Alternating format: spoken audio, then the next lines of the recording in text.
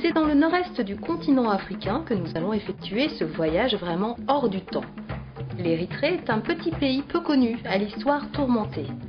Dès 1868, les Anglais ont tenté de s'établir sur ce territoire montagneux, bordé par la mer Rouge, entre Djibouti et le Soudan.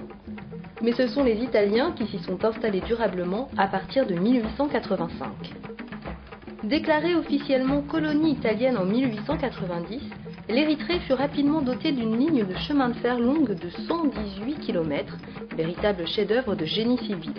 La voie fut posée selon l'usage italien qui consiste à mesurer 1 mètre entre l'axe de chaque fil de rail, soit un écartement de 95 cm.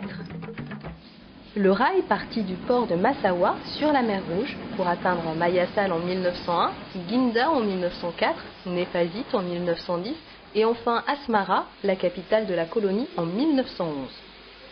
L'administration italienne en Érythrée prit fin pendant la Seconde Guerre mondiale.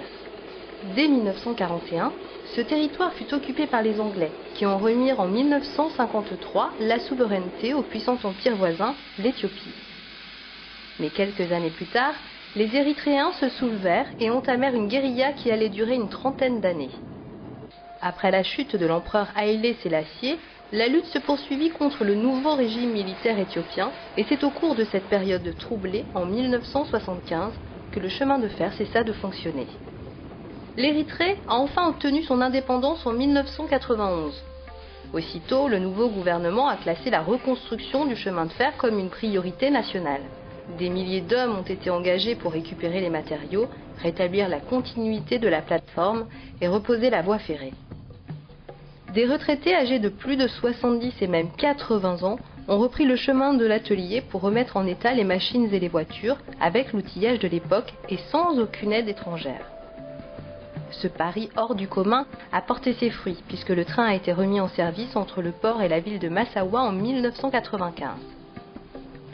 La voie a été ensuite prolongée jusqu'à Damas en 1997, Ginda en 1998, Ambadkala en 2000 et enfin Asmara en 2003.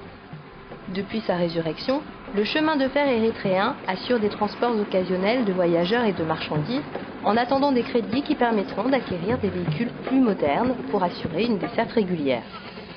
En attendant, cette ligne exceptionnelle est surtout parcourue par des trains spéciaux d'excursion affrétés par des groupes étrangers. Le rail contribue ainsi à procurer des devises étrangères à ce très beau pays peu fréquenté par les touristes.